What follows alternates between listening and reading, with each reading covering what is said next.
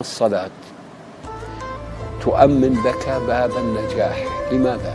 علماء الاجتماع في الكرة الأرضية يقولون شيئا واحدا: إن أبواب النجاح 1000 ولن تدخلها إلا مع باب إذا التزمت، أي عند كلمتك، سواء كنت يهودي نصراني بوذي، إذا التزمت ستنجح.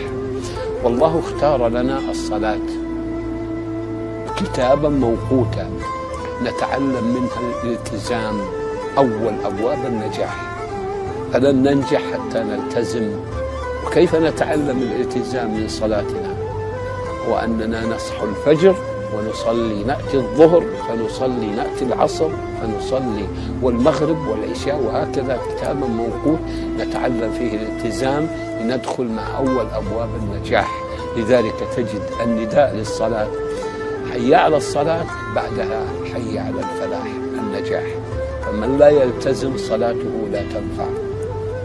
يأتي إلى المسجد وخلف الإمام ثم يخرج دون أن يكون له كلمة حق يلتزم بها.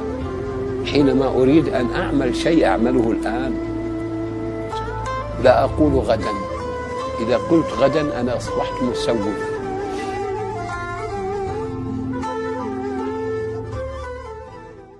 الصلاة تؤمن لك باب النجاح. لماذا؟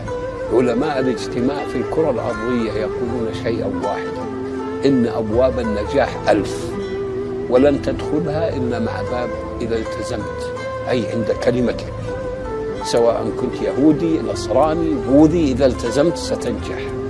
والله اختار لنا الصلاة كتابا موقوتا نتعلم منها الالتزام، أول أبواب النجاح. فلن ننجح حتى نلتزم. وكيف نتعلم الالتزام من صلاتنا؟ وأننا نصحو الفجر ونصلي، نأتي الظهر فنصلي، نأتي العصر فنصلي، والمغرب والعشاء، وهكذا كتابا موقوت نتعلم فيه الالتزام لندخل مع أول أبواب النجاح. لذلك تجد النداء للصلاة: حي على الصلاة، بعدها حي على الفلاح، النجاح. فمن لا يلتزم صلاته لا تنفع. يأتي إلى المسجد وخلف الإمام ثم يخرج دون أن يكون له كلمة حق يلتزم بها. حينما أريد أن أعمل شيء أعمله الآن، لا أقول غدا. إذا قلت غدا أنا أصبحت مسوف.